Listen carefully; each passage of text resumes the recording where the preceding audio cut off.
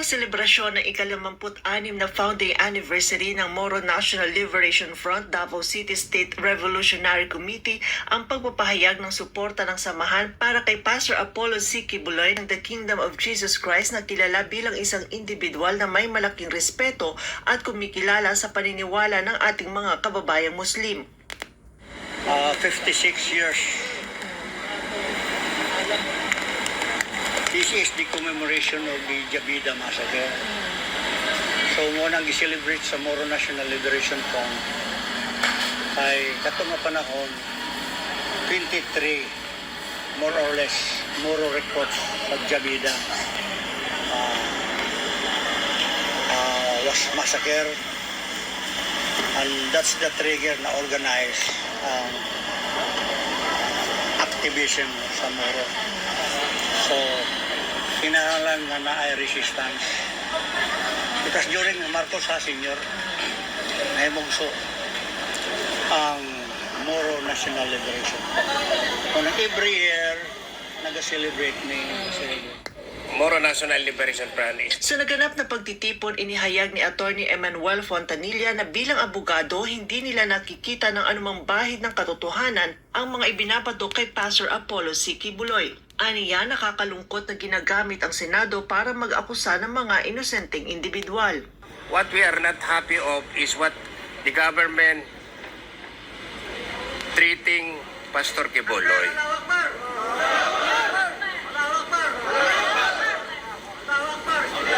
Because every person naman sa society has the right to due process naman eh. Now, I am wondering, like other senators, no?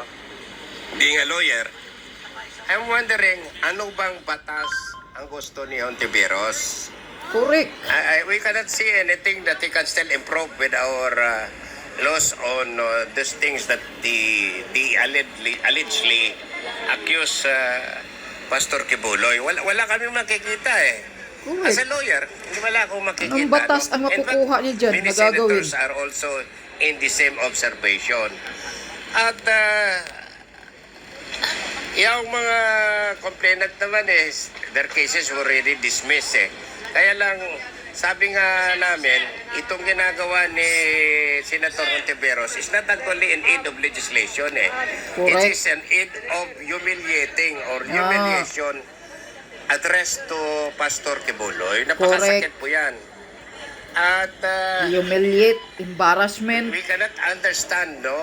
Yan.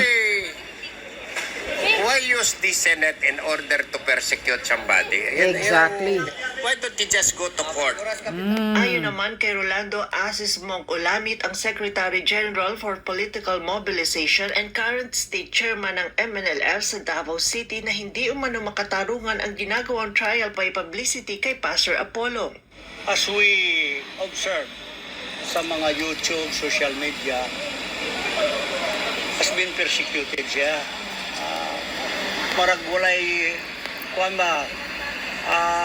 public trial siya sa Senate. Correct. Why bring it to the court? Yes. Dalo nila sa korte ang kuhan kaya para mo-appear si Pastor Quiboloy. Mao.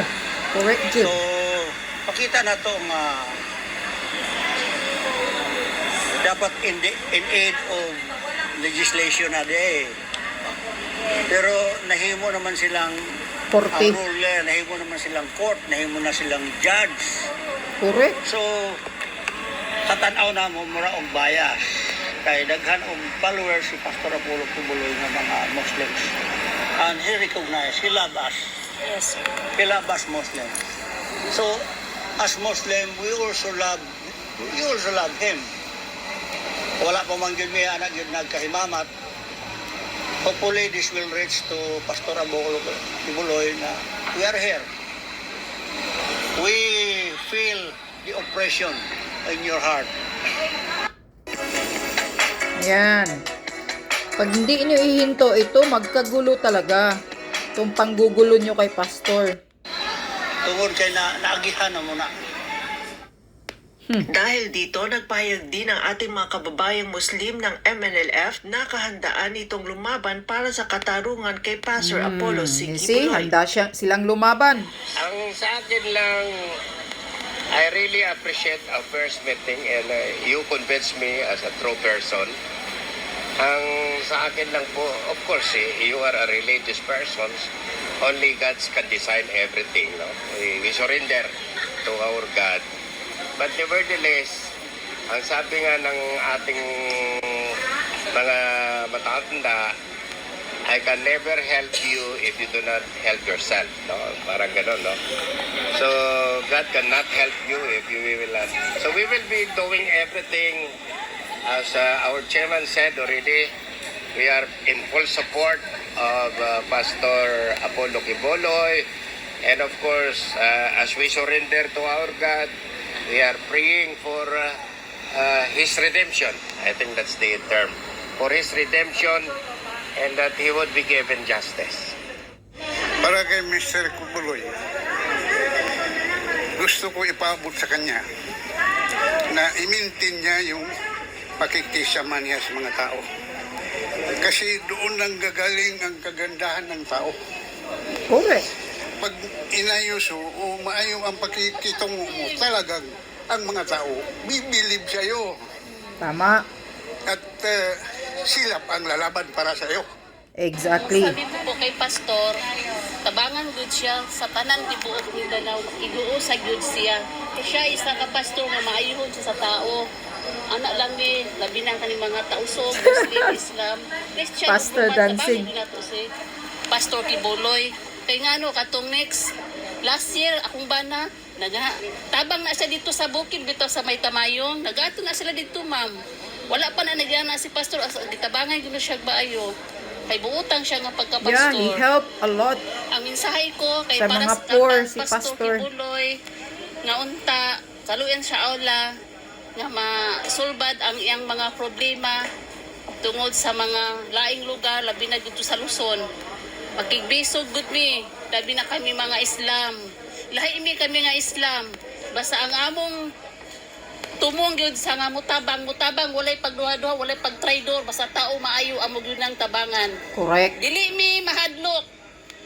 Kami mga tausog, mga Islam, dili mi mahadlok sa among Yes, katungod, dili mi matapang mahadlok ang mga mapatay. tausog. Basta among katungod pakigbisog gyud mi. Labi na karon si pastor gingana nila nga laing lugar, amo nang pakigbisog, amo nang tabangan insyaallah. Yes. Yan. Pastor Apollo Kibuloy. Hinay-hinay kayo. Panggipit kay Pastor. Sa huli, ang kanilang panawagan sa kasalukuyang pamahalaan, katarungan para kay Pastor Apollo C. Kibuloy at pagkakaisa para sa taong bayan. Yes, this is the month of Ramadan and we believe na God is with us, Allah is with us. Very optimistic ako. Malusutan yan. Believe me. Because powerful ang mga prayers na to. Inshallah. Inshallah. Maundang na lang. And then, panawagan ako sa government ni BBM. Please stop it. Kay brother Hindi yan brother si Romaldis. Demonyo Romaldis yan. Para sa Diyos at sa Pilipinas kung mahal, Brett. Yan. Ito, kung sino ka man, ikaw Risa Hontiveros, it's better, ihinto mo na yung panggigipit mo. Ayan, tingnan mo ang mga MNLF, nagagalit na sa ginagawa ninyo.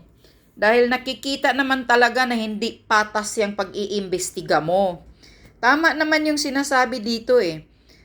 Anong klasing batas ang basihan mo na makakuha ka sa pag-imbestiga mo kay Pastor Kibuloy?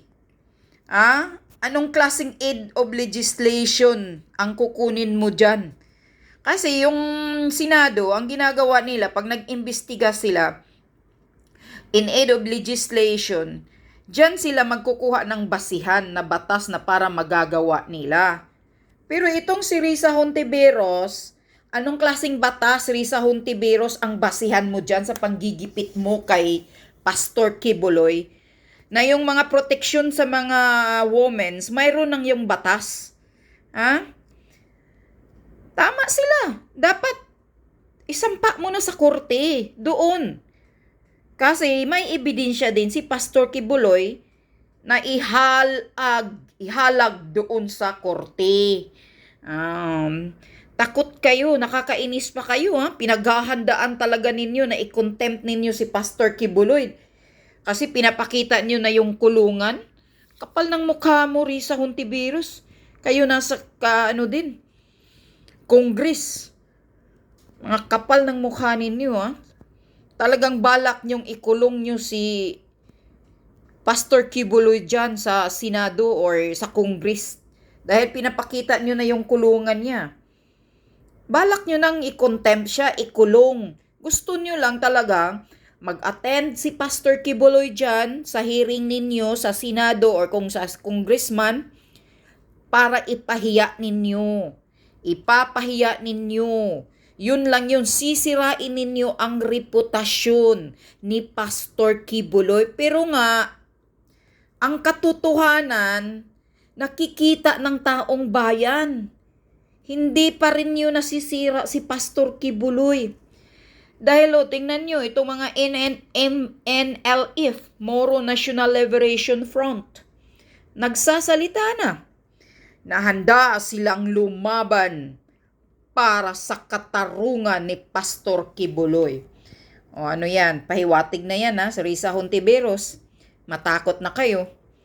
Kasi itong mga NLF, sabi ng babae kanina dyan, mga tausug, hindi sila natatakot mamatay. Handa nilang ipagtanggol si Pastor Kibuloy. Gusto nyo ng gulo? Sige, itutuloy nyo ang panggigipit nyo sa mga Duterte at kay Pastor Kibuloy para matikman nyo ang totoong gulo na hinahanap nyo. Sa mga power tripper kayo, ginagamit nyo ang power ninyo, administrasyong walang hiya. Ginagamit ninyo para lang kayo. Secret martial law na nga Sabi pa ni Maharlika, secret martial law. Ginigipit ang sino mang kumukontra sa administrasyong demonyo daw itong Marcos administrasyon. Yan ang sabi ni Maharlika. O ngayon, si Attorney Glenn Chong nga pala. Sasabihin ko lang to para sa malalaman ng lahat. Kaya nagsasalita si Attorney Glenn Chong ng katotohanan doon sa Maisug, sa Davao Rally, sa Cebu Rally. Bawat salita niya sa Davao Rally at sa Cebu Rally, pinapadalhan siya, kinakasuhan pala si Attorney Glenn Chong ni Lisa. Lisensya niya na pagkaabogado. Tingnan mo. Ba't ka galit, Lisa Marcos? Sagutin mo ang mga paratang ni Attorney Glenn Chong kung para sa'yo ay mga kasinungalingan. Kung para sa'yo ay hindi katotohanan, sagutin mo. Sige, kasuhan mo si Attorney Glenn Chong, hindi naman daw siya natatakot Natatakot ka, Lisa Marcos, dahil nabulgar ang mga ginagawa mong pagmamanipula sa buto ni BBM at pagmamanipula sa institusyon, pati pala institusyon ng Pilipinas, pinakialaman mo. Walang hiya ka at tahimik. Kaya pala nagsigasigahan si Tambaluslos. Kasi alam ni Tambaluslos ang mga ginagawa mo. May hawak si Tambaluslos na alas. Kaya pala hawak nyo sa liig si Kuting. Hindi makapagpalag sa mga ginagawa ninyo. Dahil grabe itong administration to, talagang walang hiya. Ito panahon na, MNLF, tumayo kayo. Papakita nyo na naman ulit sa kalsada yung ninyo. Oppose ninyo sa gobyernong ito. Sa panggigipit kay pastor, panggigipit sa mga nagsasalita laban sa administrasyong ito. Yun lang. Lumaban tayong lahat. Tumindig tayo. Muslim ka man, Kristiyano ka man, o anong relihiyon mo. Kapag nakikita mo itong nangyayari sa bansa natin, na pinapatahimik ang freedom of speech natin lahat. Tumindig po tayo, magkaisa po tayo. Si Captain Dado naghihintay po sa lahat na makikiisa sa grupo nila para marami tayong tatayo sa katotohanan at mawakasan na natin itong mga power tripper na mga politikong nasa gobyerno ngayon. Yun lang. Maraming salamat sa inyo mga MNLF na nagsasalita kayo ngayon. Sana po andyan kayo. Tayuan nyo at labanan nyo ang panggigipit kay Pastor Kibuloy at sa mga Duterte. Hindi lang yun. Sa ibang mga ordinaryong mamamayan, sana tayuan ninyo. Makiisa kami sa inyo kung nasa katotohanan tayong lahat. Yun lang.